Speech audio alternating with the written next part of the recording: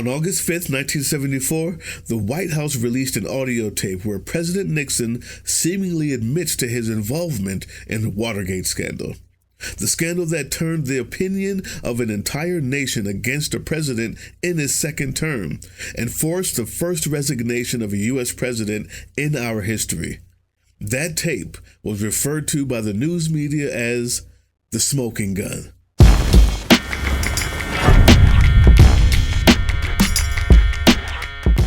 Well, yesterday, Judge Chutkan released the DOJ attorney Jack Smith's very own smoking gun.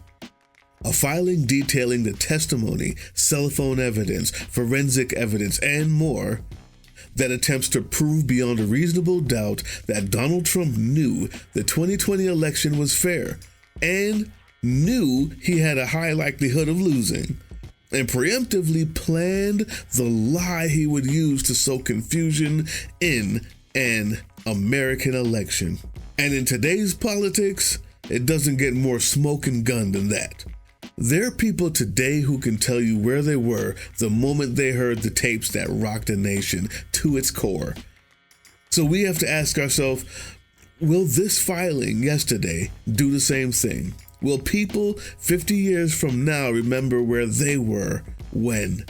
I'm going to dive into this filing and tell you everything you may have missed. But honestly, you can get that anywhere. In order to answer that question, though, we're going to take a look at the context in this filing that no one else has been reporting on, and find out how the Republican Party has turned into a grotesque and corrupt party that preys like a parasite on its own voters.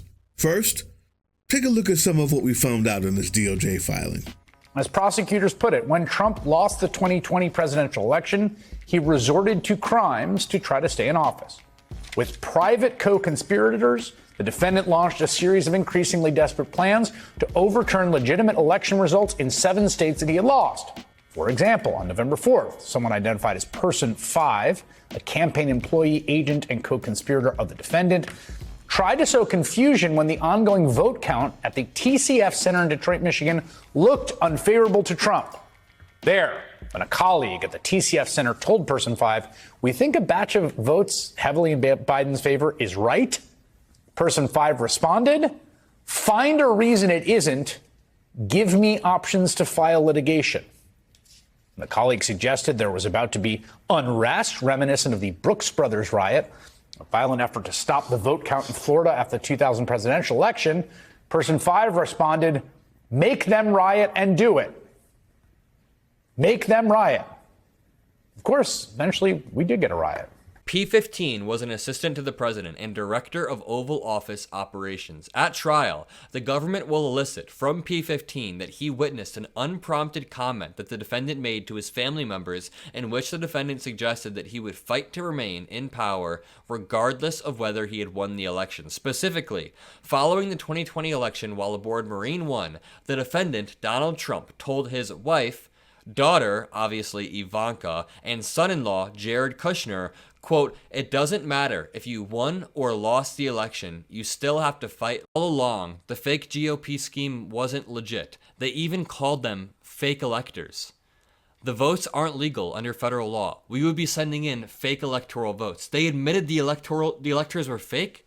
Lord have mercy. I mean, Trump says it doesn't matter if we won the election or not, we just have to fight like hell. Lawyers charged as co-conspirators, giving testimony of their own actions, telling people to find reasons to file litigations about ballots that they knew were legal and fair, just to stall the certification process enough to disenfranchise entire states full of American citizens, to disenfranchise you from your vote. Those same lawyers telling workers who started to get a little worried that people were going to start rioting in Detroit as a result of the things they were being told to say, those same lawyers said, "Let them riot. Do it." And they're the ones telling the DOJ this. This isn't secondhand. Even as far as calling the fake state electors to Congress fake electors. They knew that they were fake. Quote, "We would just be sending in fake electors to Pence so that someone, in more quotes, in Congress can make an objection when they start counting. And there's more. This is a smoking gun. But will people 50 years from now remember where they were?" After all, the Watergate incident was about Nixon ordering fellow Republicans to break into the Democratic National Headquarters and steal information so that he could win. This report details a mountain of digital, firsthand, and observable evidence that a political candidate conspired with everyone in his campaign to steal an American election. And damn near everyone in the campaign was okay with it. And unfortunately, the answer that I can come up with to that question, will people remember where they were when, is no. And the main reason why is because most of the damning things in this bombshell are things the whole country already knew. And the Republican Party, from the leadership down to the voter, still elected Trump, the criminal, to be their candidate for president in an open primary. Look at this timeline. On August 5th, 1974, the smoking gun tapes. On August 7th, 1974, 2 days later, Senators Barry Goldwater and Hugh Scott and Congressman Rhodes met with Nixon in the Oval Office. Goldwater and Scott told the president that there were enough votes in the Senate to convict him. Like that. Nixon decided to resign. In a nationally televised address from the Oval Office on the evening of August 8th, 1974. From August 5th to August 8th, 3 days, there was so much vitriol behind this president that even his own party members said they would impeach him. The people of America reacted in cumulative disgust. The daggone news reporters were ashamed to have to even report on it. On the other hand, the information that Trump was going to fight like hell, whether he won or not, was documented and published in a little thing called the January 6th Congressional Committee. Remember that? In the actual report, they said the timing of how votes are counted created the potential for what is known as a red mirage, or an illusion of a Republican victory in the early stages of the vote counting. Many mail-in votes for the former Vice President Biden would not be counted on Election Day. Therefore, the actual winner would not be likely known on Election night. Fox News tried to prepare its viewers for this because anyone could see what Trump was doing in the weeks approaching election. CNN even put the warning out. But on national television 2 freaking years ago, we heard how Trump planned to exploit that red mirage and fight like hell, whether he won or not. We heard the smoking gun on tape. 3 days before Election Day, P1, Steve Bannon, described the defendant's plan to a private gathering of supporters. Quote, "And what Trump's going to do is just declare victory." Just a few days before the election, Steve Bannon, a former Trump chief White House strategist and outside advisor to President Trump, spoke to a group of his associates from China and said this. And what Trump's going to do is just declare victory, right? He's going to declare victory. But that doesn't mean he's the winner. He's just going to say he's the winner. The Democrats, more of our people vote early that count. Theirs voted mail. And so they're going to have a natural disadvantage, and Trump's going to take advantage of it. That's our strategy. He's going to declare himself a winner. So when you wake up Wednesday morning, it's going to be a firestorm. Also, if Trump is losing by 10 or 11 o'clock at night, it's going to be even crazier. No, because he's going to sit right there and say they stole it. Agree. I'm directing the Attorney General to shut down all ballot places in all 50 states. It's going to be no. He's not going out easy. If Biden's winning, Trump is going to do some crazy shit. While 6 straight hours of evidence and bombshells were televised, and this guy's picture was on a projection screen, nothing. He still had a radio show and didn't go to jail for another 2 years almost. Let's take calling the fake electors, for instance. That would be a major bombshell if they weren't already indicted. We have some breaking news. A grand jury in the state of Arizona indicting 11 alleged fake electors who backed former President Trump in 2020 for efforts to overturn Joe Biden's win in the presidential election. This comes following a year-long investigation. Vaughn Hilliard has been following these breaking developments for us. Vaughn, break it down for our viewers. Yeah, Tom, folks will recall the fact that in Georgia, Michigan, the prosecutors in those states have already indicted individuals who were alternate electors in those states. And now Arizona is the latest. But even more than the indictment, we had the smoking gun. Here's Stone talking about the elector scheme as early as November 5th, 2020. Any legislative body may decide on the basis of overwhelming evidence of fraud to send electors to the Electoral College who accurately reflect the president's legitimate victory in their state, which was illegally denied him through fraud. MSNBC legal analyst Lisa Rubin points out this date, November 5th, is the very same date that pro-Trump lawyer Cleta Mitchell emailed John Eastman saying, quote, "What would you think of producing a legal memo outlining the constitutional role of state legislators in designating electors?" 4 days later, on November 9th, Eastman is circulating a memo titled "The Constitutional Authority of State Legislators to Choose Electors." That was Roger Stone drafting a letter to get fake electors because of fraud that happened. Unfortunately, that was 2 days before any of the final counts of the election were done. People like Peter Navarro went on national television and admitted it. He called it the Green Bay sweep.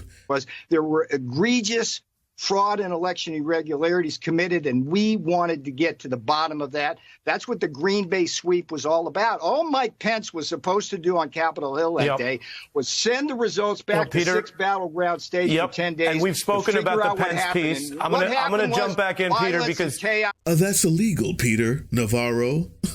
It's illegal. And we have the smoking gun. CNN and Newsweek found the emails where the fake electors in Georgia were told to keep it secret. Never mention that they were from the campaign or trying to be electors for Trump. This was published. This was news 2 years ago. So, no. Those of us cursed to live in this hellscape timeline will not remember where we were when this smoking gun was released. Thanks to a news media created specifically for this purpose by the same people who propped up Richard Nixon, instead of learning the lessons that corruption and fraud can turn people against you, so, don't do it. They instead learned the lesson that if you could just control the media itself, then the people won't ever learn about it, or at least muddy the waters enough to let the people believe what they want to believe and dismiss everything else. I did a whole video about that. You can check it out here. You can and should check it out right here. But suffice it to say, Richard Nixon's media department was run by a guy named Roger Ailes. Yeah, that Roger Ailes, the Fox News Roger Ailes. Nixon said that they should have their own news media that can distort the actual news and only show what Nixon wanted. Turn corruption into, not so bad. 10 years later, Roger Ailes finds Rupert Murdoch, and Fox News destroys America and turns the Republican Party into a vomit-inducing, grotesque distortion of a so-called political party. All thanks to Fox News, the Nazi propaganda machine, and the likes of Joseph Goebbels would have been proud.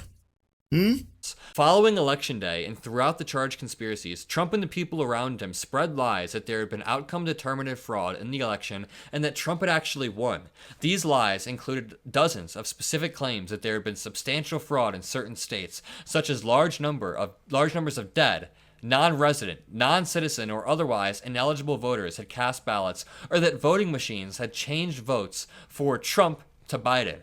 Trump and his co-conspirators continued to make these unsupported, objectively unreasonable, and ever-changing claims even after they had been publicly disproven. How can they spread those lies, YouTube, even after they have been publicly proven wrong? Well, it's because their voter will never hear it. That ugly, gross mass of hair and flesh will only watch what tells them what they want to hear. And if even 1 ounce of truth happens to accidentally get through, 2 more networks spring up out of nowhere to make sure that the Republican voter can turn the channel and never see it again. For shame. In Jack Smith's filing, we find the results of all that hard work.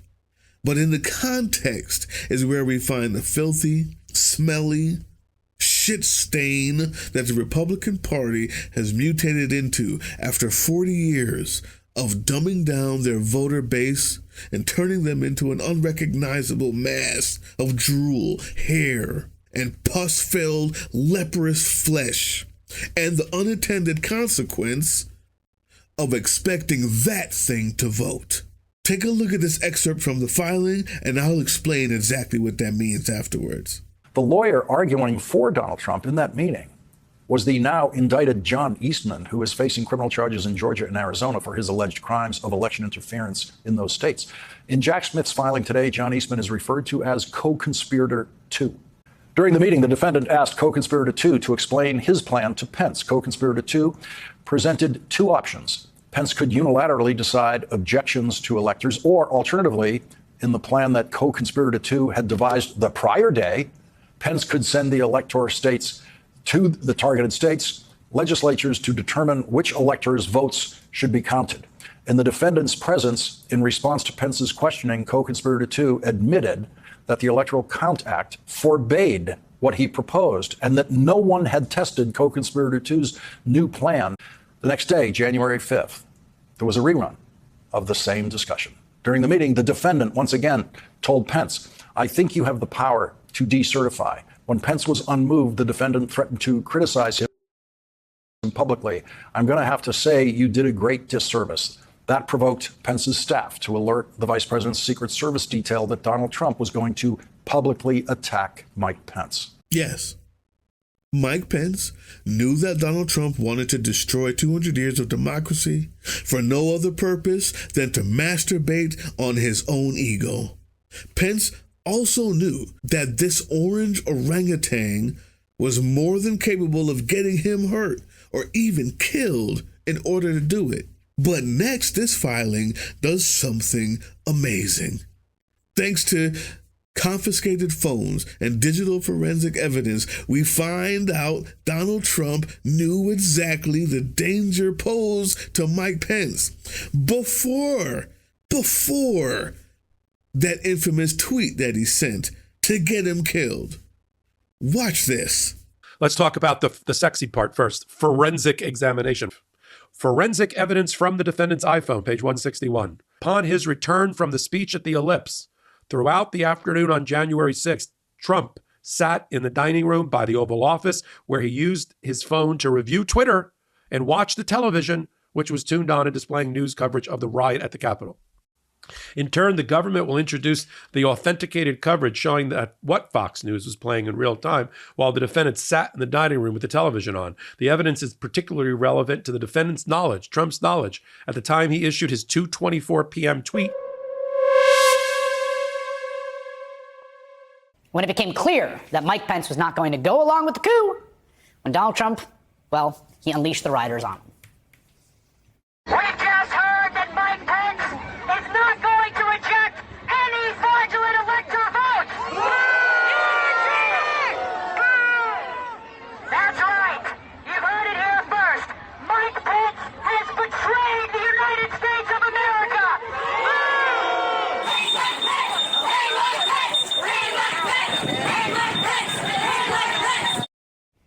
Pence was set down into the basement of the Capitol for his own safety while the violent mob, urged on by Donald Trump, pillaged the Capitol, setting up a gallows outside amid chants for Pence to be hanged.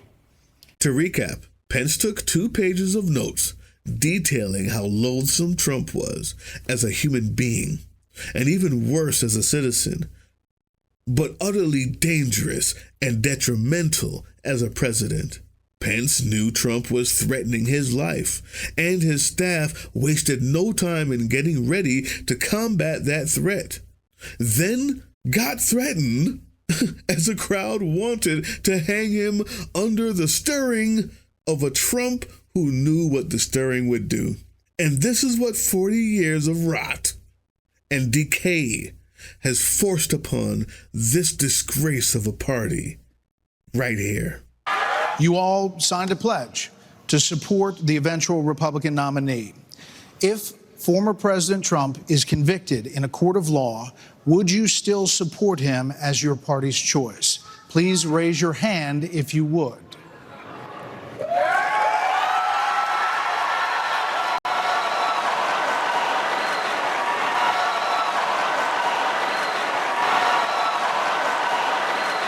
In order to appeal to this base, whose mind they have successfully turned into mush, you have to be willing to sell out the very country you're hoping to represent. Even as Rudy Giuliani loses the case against 2 poll workers he almost got killed with his election lies, and has to admit that he was the one who lied, the Republican voter base leaves messages in my comment section talking about the same stuffed ballots like the trial just didn't exist. No. We won't remember where we were 50 years from now, because unlike in 1973, when the Watergate scandal devolved into what the media coined the Saturday Night Massacre,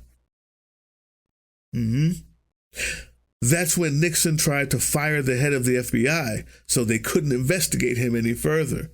And when he did that, the first person said no, resigned. The second person said no, resigned. The third person did it, but wanted to resign, tried to resign, and was forced to stay, all because he fired the FBI director. Unlike then, you see, Trump fired his FBI director, James Comey, for the exact same reasons. And the next day, the Republican Congress, staff, press secretary, and sycophant propaganda arm of the Republican Party, known as Fox News and other right-wing cesspools, all had to cheer for it. They had to defend it and act like there was nothing to see here, lest the ravenous, ignorant horde of voters they have successfully groomed to be ravenous and ignorant would destroy their careers for not telling them what they wanted to hear. That's where we are. Just being associated with the Tangerine Tornado has ruined the lives of countless former politicians, lawyers, government officials, and business people, and they all still have to worship him. Even after he ruined their lives, even after being indicted as a co-conspirator.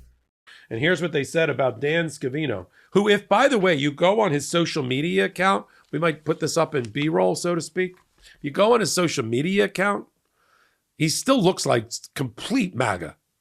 It's Donald Trump is great and Kamala Harris is not, and Comrade Kamala and Kamabala and all this other stuff. And like, he's still, he still did not swallow the blue pill. He's still in the Matrix, and he's still a cult follower of Donald Trump. But he's also going to have to cooperate because he's given testimony already to the Department of Justice, and he will take the stand. And if he deviates from it, or if he deviates from his sworn testimony under oath, they will charge him with lying to a federal officer and for perjury. So we got that going for him. No, we won't remember where we were when this bombshell dropped, because it was just a restated timeline of all the bombshells that have been dropping for 4 years straight. And decent people aren't surprised, and Republicans aren't convinced. And November 5th is right around the corner, and Trump will still be the nominee. Guaranteed. We weren't rocked to our core, YouTube. But we need to be motivated and ready to fight like hell during the next 33 days to get out the vote.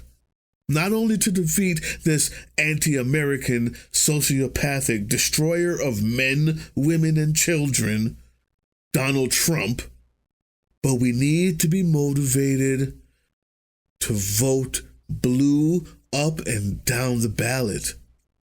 We've got to destroy, by all legal means necessary, this rotten, disgusting party and try to salvage what little bit of respect we have left. I'm highly motivated, and I'm leaving the links to sites where you can volunteer to help drive people in need to the polls, where you can help canvass and other resources. Voting for yourself is not good enough. There's only 33 days left. And I'm motivated. It's time to get motivated. Are you registered to vote? Early voting starts in Georgia October 15th, but the deadline to register is October 7th. Are you registered? Will you do your part?